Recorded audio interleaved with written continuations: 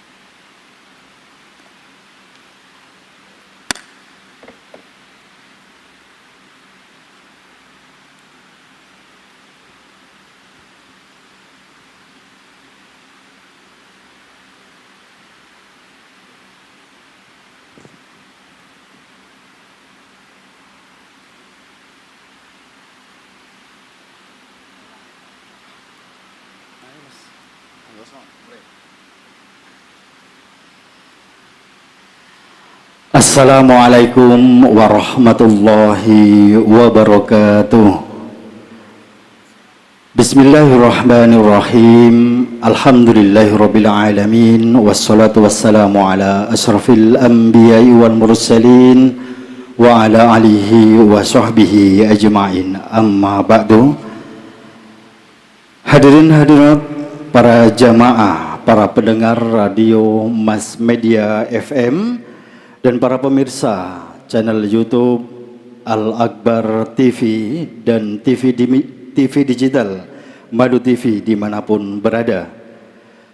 Syukur alhamdulillah pada malam hari ini Senin tanggal 29 Juli 2024 bertepatan miladiah 23 Muharram 1446 Hijriah. Marilah kita panjatkan puji syukur kehadirat Allah Subhanahu wa taala yang mana telah melimpahkan rahmat, taufik, hidayah serta inayahnya sehingga atas rahmat dan nikmat yang telah diberikan kepada kita bersama kita bisa hadir di ruang utama Masjid Nasional Al-Akbar Surabaya guna mengikuti ngaji kitab Nasoihul Ibad yang pada malam hari ini pada makalah 48 dengan tema perbedaan antara rakus dan qanaah yang pada malam hari ini akan disampaikan oleh beliau yang terhormat Al-Mukarram Bapak Kiai Haji Ahmad Muzaki STHI Al-Hafidh. Kepada beliau kami persilahkan. Assalamualaikum warahmatullahi wabarakatuh. Bismillah, alhamdulillah, wassalatu wassalamu ala rasulillah Sayyidina Muhammad ibn Abdillah wa ala alihi wa sahbihi wa mawalah wa la hawla wa la quwwata illa billah. Subhanaka la ilma lana illa ma 'allamtana innaka antal alimul hakim. Rabbi shrah li sadri wa yassir li amri wahlul 'uqdatam min lisani yafqahu qawli. Wa qala al-musannif rahimahullahu ta'ala wa nafa'ana bihi wa bi ulumihi fid dharain amin ya rabbal alamin. Bapak Ibu, ma'asyiral muslimin wal muslimat jamaah Masjid Nasional Al-Akbar Surabaya serta seluruh pemirsa pendengar dimanapun berada yang insya Allah semuanya dirahmati Allah. Alhamdulillah malam ini atas izin Allah, atas takdir Allah, kita semua dapat hadir kembali melaksanakan sholat berjamaah, melanjutkan dengan majelis ilmu sampai nanti menjelang Isya. Mudah-mudahan yang kita lakukan awal sampai akhir mudah-mudahan menjadi amal soleh yang mendapatkan balasan berlipat dari Allah. Mudah-mudahan nantinya kita mendapatkan ilmu yang manfaat. Al-Fatihah. A'udzu billahi minasyaitonir rajim. Bismillahirrahmanirrahim. Alhamdulillahi rabbil alamin. Ar-Rahmanir Rahim. Maliki yaumiddin. Iyyaka na'budu wa iyyaka nasta'in. Ihdinas siratal mustaqim. Shiratal ladzina an'amta 'alaihim ghairil maghdubi 'alaihim waladdallin. Amin. Kita lanjutkan kitab Nasaihul Ibad, nasihat penyejuk jiwa, yang malam ini membaca makalah yang ke-48 dengan tema antara rakus dan qanaah. Bismillahirrahmanirrahim. Wal maqalatus tsaminatu wal arba'un. Dan utawi maqalah yang ke-48 iku an Wahb bin Munabbih al-Yamani radhiyallahu anhu, dari seorang sahabat yang bernama Wahab bin Munabbih Al-Yamani yang berasal dari Yaman. Radhiyallahu anhu, semoga Allah meridhai dia. Dia mengucapkan maktubun fit Taurah, telah tertulis di dalam kitab Taurah. Kitab Taurah itu diturunkan kepada Nabi Musa. Ada kitab Injil kepada Nabi Isa, Zabur kepada Nabi Daud. Sementara nabi-nabi yang lain juga mendapatkan lembaran-lembaran yang disebut dengan Suhufi Ibrahim wa Musa. Termaktub dalam kitab Taurah al-harisu, utawi orang yang rakus. Iku fakirun, adalah orang yang paling fakir. Kalau fakir dalam tatanan orang yang menerima zakat itu kan di bawahnya miskin. Tahu ya bedanya fakir miskin, tahu? Kalau miskin itu orang yang punya pekerjaan, yang menghasilkan sesuatu tapi hasilnya tidak mencukupi kebutuhannya. Mesti tombok, gali lubang tutup lubang, itu miskin. Tapi masih punya penghasilan, masih punya pemasukan. Tapi kalau fakir ini benar-benar tidak ada yang bisa diharapkan, tidak punya penghasilan, gak duwe bayaran tetap. Nah di sini dijelaskan orang yang rakus itu sama dengan orang fakir. Al-haris fakirun. Siapa orang rakus itu Bapak Ibu? Ayat talibu li syai'in, artinya orang yang mencari sesuatu bijtihadin, dengan sungguh-sungguh, dengan ngoyo, fi isobatihi, untuk memperolehnya, tapi fakidun lima yahtaju alaihi, dia kekurangan, tidak mampu terhadap apa-apa yang menghajatkan kepadanya. Ndelok wong sugih kepengin sugih, lihat orang punya mobil baru kepengin mobil, padahal dia tidak mampu untuk membeli mobil, nggak mampu, tapi kepengin nemen. Ada tetangga healing, napa Pak healing itu Pak? Jalan-jalan ke luar negeri kepingin, padahal nggak mampu. Jadi ada orang itu yang suka kepingin ini, nggak puas, kepingin ini. Sudah punya sepeda ontel, kepingin sepeda motor. Diparingi sepeda motor, kepingin mobil. Mobil roda 4 gak puas, kepingin roda 6. Trailer. Gak puas, kepingin bis. Gak puas, kepingin sepur.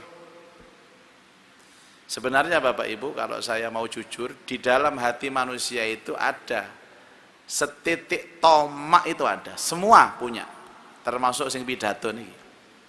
Tapi agama itu kan untuk kita pahami dengan sistem apa? Menahan diri. Jare wong Jawa ngono ya ngono, yen ojo ngono. Kepingin tapi sesuaikan dengan keadaan. Jeglek nggih sampean, Pak. Nek jeglek akhirnya kena 3S itu. 1 stres, 2 stroke, 3 sampel. Hati-hati dengan 3S itu.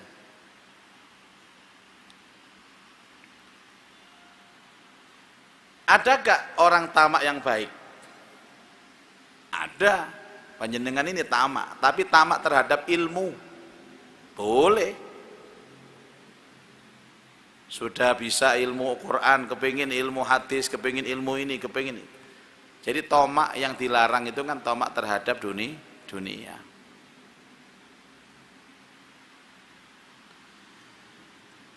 Wa ingkana, dan jika ada malikat dunia, dia ini memiliki dunia, Pak. Jadi orang tomak itu walaupun oleh Allah dikasih semuanya urusan dunia, kurang guys ya. Kurang. Ambisinya itu luar biasa loh, Pak. Nyalon presiden gak dadi, nyalon gubernur gak dadi, nyalon wali kota gak dadi, nyalon bupati gak dadi, nyalon camat. Terakhir ketua RT deh. Kok cek nemenin ngoten lho, Pak. Ngono ya ngono, yen ojo ngono. Dan orang seperti ini susah disembuhkan penyakitnya, Pak, kecuali dia sendiri yang menyembuhkan dirinya.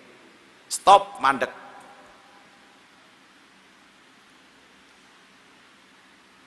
Jadi saya tadi mengatakan Bapak Ibu bahwa di dalam hati manusia itu selalu ada tamak, Pak. Ngapunten nggih.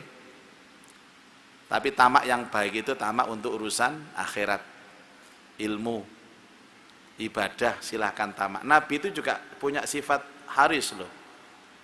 Haris tadi, laqad ja'akum rasulun min anfusikum azizun alaihi ma anittum harisun alaikum. Haris. Tapi harisnya Rasulullah itu terhadap umatnya. Tidak bisa melihat umatnya ini celaka, itu tidak bisa Nabi. Tapi harisnya di sini adalah haris dalam urusan dunia. Katanya wa in kana malikat dunia, seandainya dia diberikan seluruh dunia ini, Pak, sik kurang guys ya. Tomak nih.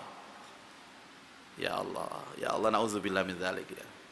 Semoga kita ini hatinya ya tetap dengan dunia tapi ojo nemen-nemen ambek dunya.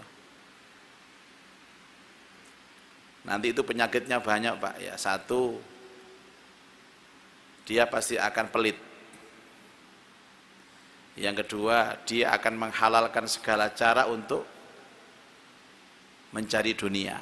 Apa dilakoni, pokoknya aku oleh.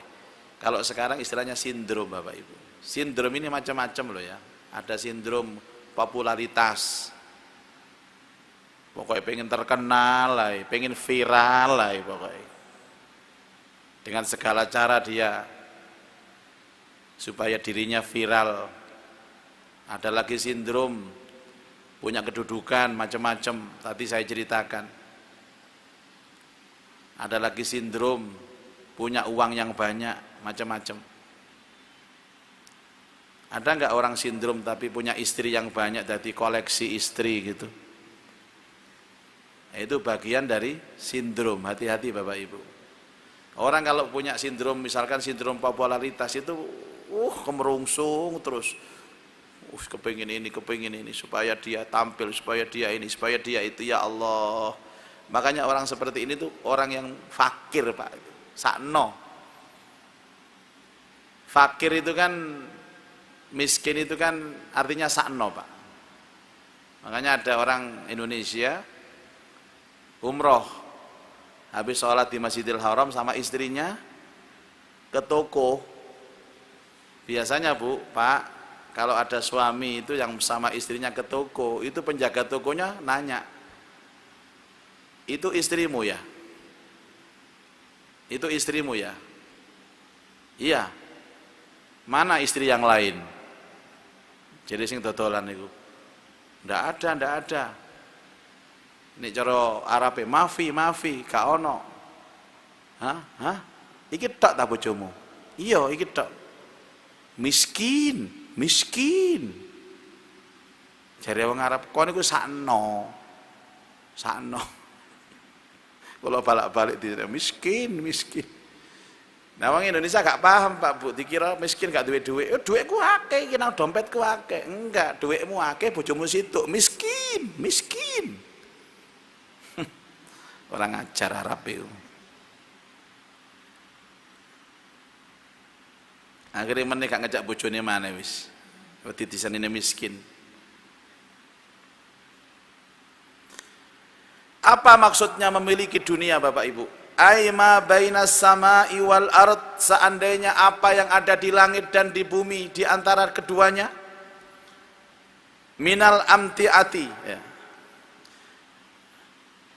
dari semua perhiasan, wal jawahiri, dan perhiasan. Jawahir itu ya perhiasan Bapak.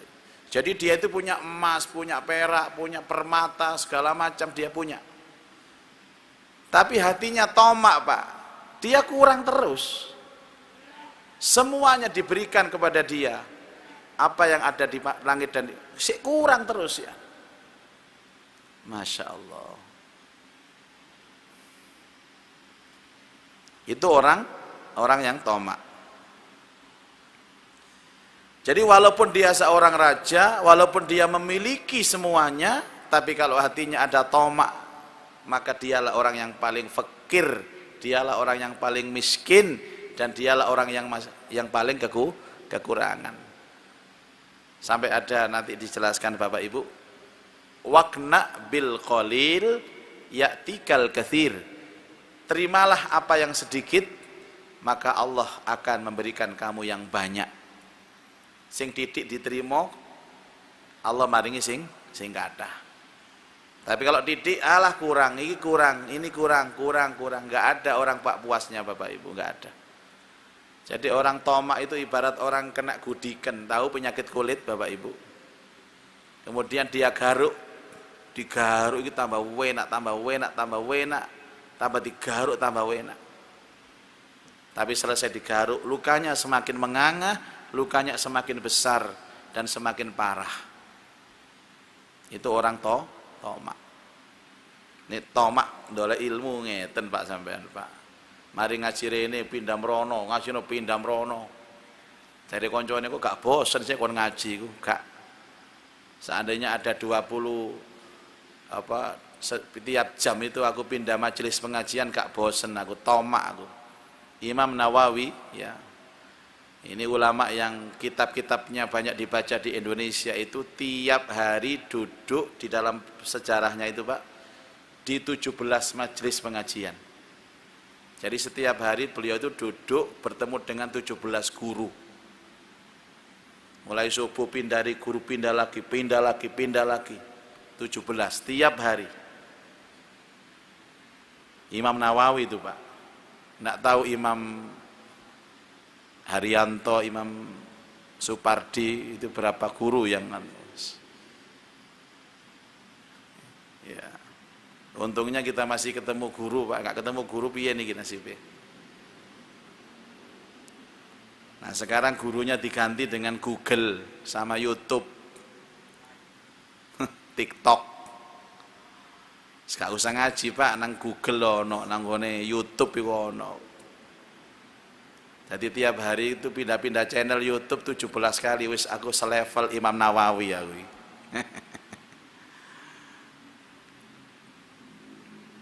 Ini yang pertama. Wal muti'u, dan orang-orang yang taat. lillahi ta'ala, kepada Allah ta'ala. Ini yang kedua orang taat, Pak. Tadi orang yang rakus, sekarang orang taat. Muta'un linnas, dia akan ditaati oleh manusia. Wa ingkana, sekalipun ada siapa al-muti'u, orang yang taat tadi, mamlukan, menjadi orang yang dimiliki, artinya budak. Ay abdan linnas, menjadi hamba bagi manusia. Kalau ada orang yang taat, Pak, orang yang taat itu kan hari-harinya dihabiskan dengan ibadah. Walaupun dia seorang budak, walaupun tidak punya kedudukan, status sosial, dia punya wibawa, Pak. Walaupun dia kuli, karyawan biasa, tapi dia punya wibawa. Orang ngomong, dia ngomong, orang mesti ikut, Pak. Sama lihat. Jadi ada kawan kami ini kerja di salah satu pabrik, dia itu bukan bagian apa-apa di pabrik ini, bukan punya kedudukan, pokoknya bagian kuli lah, bagian terendah dalam posisi di pabrik tersebut. Suatu ketika dia telepon, "Hei, kalau badhe teng jenengan nggih, nyuwun ijazah, nyuwun pengajian. Kula ngejak tiang 3 dosa." Sapa wong 30 iku? Niki santri kula sedaya niki. Santri pabrik. Lho kok dadi apa nang pabrik? Kula dados kuli. Lho kok duwe santri? Nggih kirangan pokoke arek-arek kok nurut kali kula sedaya. Akhirnya datang ke rumah, Pak. Yang ngaji di rumah orang 30 itu. Jadi dia walaupun posisi dalam status sosialnya rendah, tapi karena dia muti'un lillahi ta'ala, dia taat kepada Allah. Omongannya digugur orang, Pak. Jadi jamaahnya banyak. Kalau ada apa-apa di pabrik, konflik apa itu, selalu datang kepada dia untuk cari solusi. Ini kata Allah, orang yang taat apapun status sosialnya, dia pasti ditaati oleh manusia. Artinya Allah memberikan haibah atau wibawa dalam hidupnya.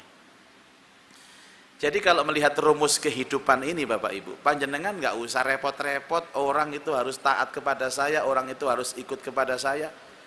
Kita taat kepada Allah, orang lain akan taat kepada kita.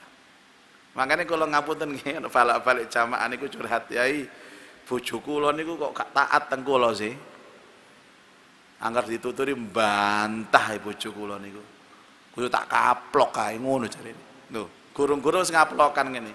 Kon sampai kiamat gak kira ditaati bojomu. Terus pundi solusinya? Taat nang nggone Allah. Baru bojomu taat nang awakmu. Jadi kalau kita mau introspeksi diri Bapak Ibu, adanya ketidaktaatan orang kepada kita itu karena kita nggak taat kepada Allah.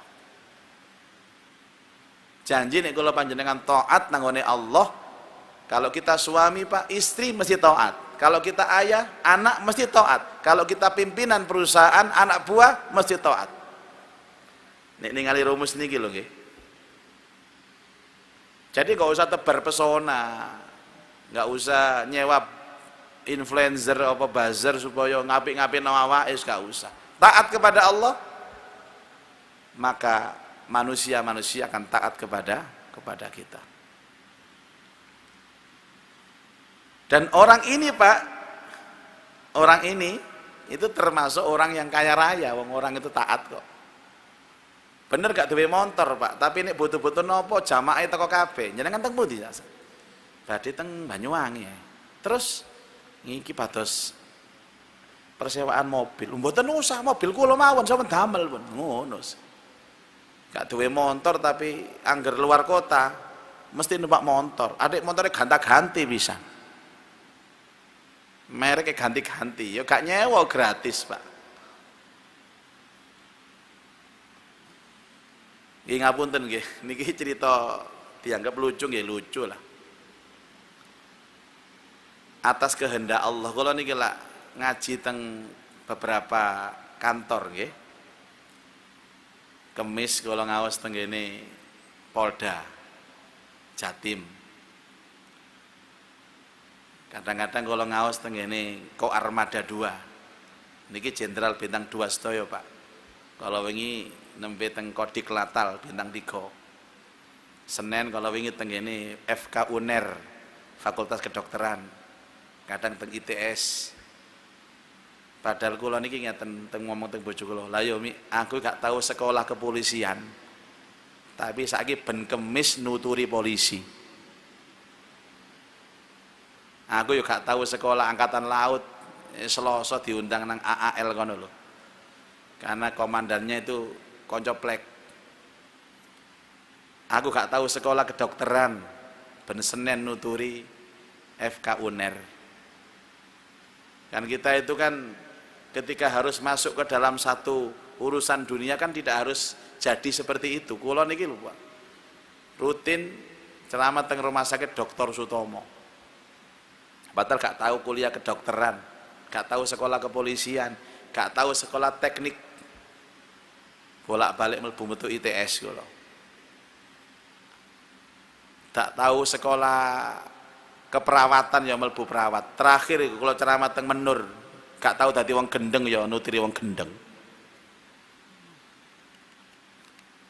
Cari bojo kula, iya ya, Pak.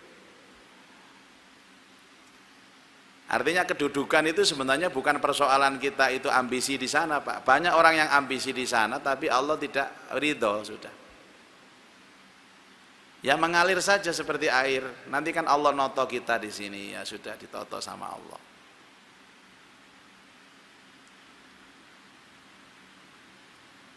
Yang ketiga, wal qani'u, dan orang yang qanaah, orang yang neriman.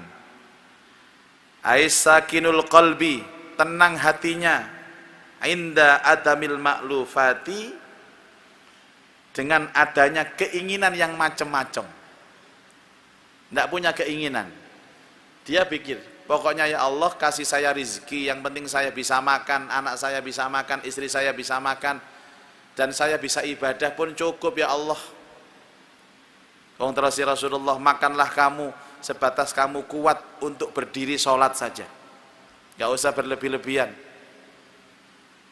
Boleh makan, boleh minum, jangan berlebih-lebihan. Kulu washrabu wa la tusrifu. Innallaha la yuhibbul musrifin. Makanlah kalian, minumlah kalian, jangan berlebih-lebihan. Sesungguhnya Allah tidak suka orang berlebih-lebihan. Nggih, gawe omah ya cukup lah, Bu. Misalnya anak wis gerang-gerang, anak wis gede-gede ya kamare anake 3 ya gawe kamar 4. Dia sama istrinya 3 anaknya kasih kamar 1-1 selesai. Kalau bala-bala cerita enten pengusaha Jakarta mriko, Pak. Niki gadang griya 5 teng Surabaya. Kebetulan kontraktornya ini kawan saya. Jadi setiap ada acara doa bersama di rumah itu, kula sing diundang. Ngejak anak yatim, ngejak anak santri. Dan setiap kali saya datang, saya belum bertemu dengan tuan rumahnya. Ada rumah itu yang sudah 7 tahun dibangun, tapi belum pernah disinggahi oleh yang punya rumah. Enten di daerah pundi Dharma Husada mriko, Pak. Gede omahe, enten kolam renange apik kaya hotel ngoten lho, Pak. Saya tiap tahun datang ke sana bersama anak yatim. Terus ada penjaga rumah itu, Pak, suami istri teko Madura. Tak takoni arek ing mau. Pak, Bu, saya menang ini pirang tahun? Saya 7 tahun, Pak Yai, bahasa Madura. Terus wis tahu kepethuk sing duwe omah sampean iki. Saya tidak pernah ketemu, tak iya. Lah terus kolam renang itu kok yang nganggur itu sapa sing renang? Ya saya sama istri saya 7 tahun renang di situ berdua saja. Allah. Padahal aten hisabe loh Pak niku, Pak. Setiap yang kita miliki itu kan ada hisapnya. Walaupun nggak ditempati kan ada hisapnya sampean. Katanya kontraktornya ini, dia itu Pak, ya itu nggak hanya punya 1 rumah ini, di Surabaya ada 5 rumah. Dan semua di kawasan elit, Pak. Ono sing nang Citraland, Pakuwon, Grea Family. Yang saya kunjungi. Dadi arek ya wis sing duwe iku wong Jakarta, tapi rezekine arek Madura loro iku mau. Terus tak takoni lho, kalau sampean berenang sini pakai apa? Baju renang? Enggak, saya sarungan Pak Yai. Loh, sarungan di Pak Yai. Batin saya Pak, ya Allah, kekno rumah Al-Qur'an lah ya enak, kekno panti asuhan lah ya enak, kekno madrasah lah ya enak, kekno kiai nek ya gelem kula niki Pak Bu. Ternyata sing tomak kiai ini. Mane Pak, ya Allah. Karuan ndak hisab, dihisab Pak itu Pak, dihisab. Setiap apa yang kita miliki itu akan dipertanggungjawabkan di hadapan Allah. Ya ndak tahu, wallahu alam, itu motivasinya. Saya sendiri itu pernah telepon dengan beliau, tapi ndak pernah ketemu beliau. Tolong Pak Yai ya, kalau ada acara rumah saya didoakan. Iya Pak. Bapak nggak datang ke sini ya, saya repot Pak Yai ngurus yang di Singapura, di Batam macam-macam. Waduh, kakean omah bingung. Iki sing gak duwe omah malah gak bingung. Itu belum ngurus pajaknya Pak. Oh, anggite kana pajak kita, pajak itu. Itu baru rumah, belum mobilnya, katanya mobilnya itu 27 apa berapa. Nah, 17 ana pajake mobil. Mungkin nyervis mobil, wis paling enak awak-awak nih lho gak duwe apa-apa, gak nyervis, gak pajak. Turu kali turu tok wis. Makanya orang kona'ah itu kan gak ada pengaruh. Dia mau punya banyak uang, mau tidak, gak ada pengaruh. Podo. Ono duit ya sedekah, gak ono ya wis ndonga ngono ae. Jadi semua itu dibentuk dengan hati. Warradhi bi qismatillahi ta'ala, dan dia ridho dengan pembagian Allah. Saya dapat posisi seperti ini, saya ridho. Posisi seperti ini, saya ridho. Tadi saya sempat baca satu kitab Bapak Ibu yang disebut orang yakin kepada Allah, makrifat kepada Allah. Dia tidak pernah mengatakan tidak dengan ketetapan Allah. Dia tidak pernah sedikit pun suudzon kepada Allah. Misalkan di perusahaan dia itu mestinya dipromosikan naik jabatan, tapi ternyata bukan dia, tapi temannya yang dia enak atine Pak, gak kemerungsung. Wis selamat ya Mas, sampean memang jos, pantes sampean munggah pangkat. Aku harus belajar banyak sama. Padahal sing pantes iku dheke Pak. Tapi nek wong gak kona'ah, loro atine Pak, iso cekot, kurang ajar kon. Padahal dhek ndak duwe prestasi blas. Kene iku kerja wis puluhan tahun. Aku gak ono cacate blas nang pabrik iki. Dadak dhek sing diangkat. Ono apa kon? Aku yakin mesti main dukun dhek. Titenono, tak ndelek dukun iki jos maneh. Akhirnya perang dukun. Dan rusak Bapak Ibu. Kalau diatur tatanan hidup seperti itu mesti rusak, jelas rusak. Makanya wong konaan itu selamat. Konaan itu selamat. Kula niku nate, Pak. Diundang pengajian iki pengalaman pribadi. Ojo diguyu lho ya. Ojo dikapok-kapokno lho aku.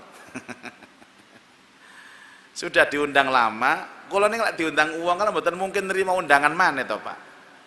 Wong komitmen. Nek diundang nggih pun tak bunderi wis engko teko. Lah kula niki tak nanteni kok gak konfirmasi maneh, gak dielingno maneh. Lak lumrah yai niki pun wae jadwal benjing nggih pun kesupe nggih. Iki gak dielingno, tapi teng jadwal kula enten. Nah, daripada ngin gelo wis tak parani maneh mrono. Sepi Pak, gak ana acara apa-apa njene. Terus enten wong teng masjid niku. Pak niki mboten enten pengajian. Lho, mboten enten yai.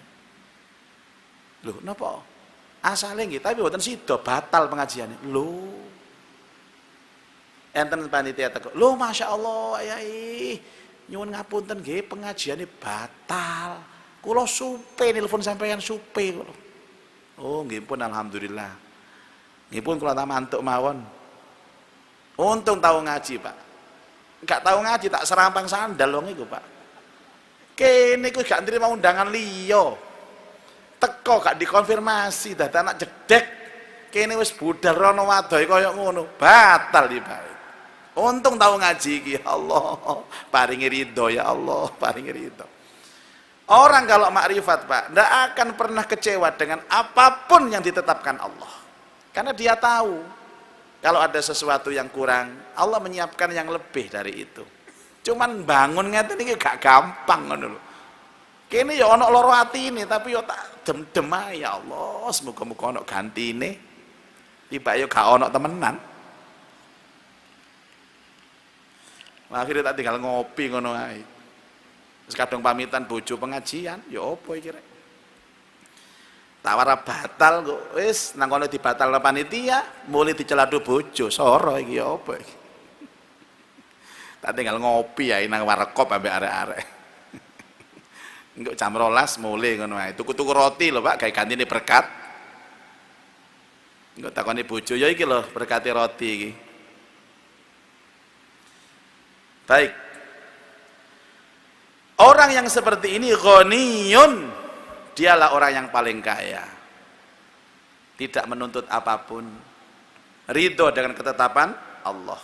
Wa in kana ja'ian, sekalipun dia dalam keadaan perut yang lapar Bapak Ibu, dia tetap tenang hidupnya. Ada satu cerita, waharabat. Suatu ketika ada yang berlari. Siapa berlari? Imro'atun, seorang perempuan. Asiratun, yang ditawan min biladil kufri, dari negara-negara kafir. Ada seorang perempuan yang ditawan di negara kafir. Kemudian dia melarikan diri Pak. Wa masyiyat, dan dia berjalan mi'atai farsakhin, 200 farsakh. Satu farsakh itu sekitar 8 kilo kali 200, ya 800 kilo lah Pak. Sini Jakarta sana mungkin. Melarikan diri. Kemudian lam takul syai'an, dia tidak makan sedikit pun, tidak makan sekalipun. Fasu'ilat, kan kemudian ditanya, kaifa kuwiti alal masyi bila aklin, bagaimana kamu kuat berjalan tanpa makan? Faqalat, dia menjawab, kullama ji'tu, setiap aku merasakan kelaparan yang sangat, qara'tu kul huwallahu ahad Allahus samad lam yalid walam yulad walam yakul lahu kufuwan ahad thalatha marrat, 3 kali, fa asba, dan aku merasa kenyang. Ini yang terkenal bahwa membaca kulhu 3 kali dalam keadaan darurat, dalam keadaan perut yang lapar, itu bisa mengenyangkan perut kita. Enggak dicoba nggih, gak usah mangan 3 dino, maca kulhu ping 3. Oh, gak iso sampeyan duwe beras Pak, duwe duit. Ini orang sudah darurat, ini sudah. Dia sudah dalam kondisi yang darurat, tidak ada. Dia baca kul huwallahu ahad 3 kali Pak, luar biasa. Wallahu alam bissawab. Sampai di sini Bapak Ibu, mungkin ada yang ingin ditanyakan, silakan. Monggo Pak. Niki rumiyin. Sudah berapa? Habis. Masya Allah Pak. Ngapunten nggih. Mboten napa-napa iki konaah sedaya niki. Masih gak sida takon ya konaah. Mohon maaf Bapak Ibu, saya tidak melihat jam ya. Saya konsentrasi baca kitab itu. Saya kira masih 6:30 ini. Mohon maaf Bapak Ibu ya. Insya Allah kita akan lanjutkan dalam pertemuan yang akan datang. Juga masih membahas masalah makrifat, masalah menjaga hati, masalah ridho dan qanaah tentang ketentuan Allah. Mudah-mudahan Allah limpahkan kepada kita ilmu yang manfaat. Allah manfa'na bima 'allamtana wa 'alimna ma yanfa'una wa zidna ilman nafi'a. Allahumma rzuqna fahman nabiyyin wa hifdzal mursalin wa ilhamal malaikatil muqarrabin. Rabbana atina fid dunya hasanah wa fil akhirati hasanatan wa qina adzaban nar. Wa sallallahu ala sayyidina Muhammad wa alihi wa sahbihi ajma'in. Walhamdulillah rabbil alamin. Subhanakallahumma bihamdika asyhadu an la ilaha illa anta astaghfiruka wa atubu ilaik. Wal afu minkum. Assalamualaikum warahmatullahi wabarakatuh.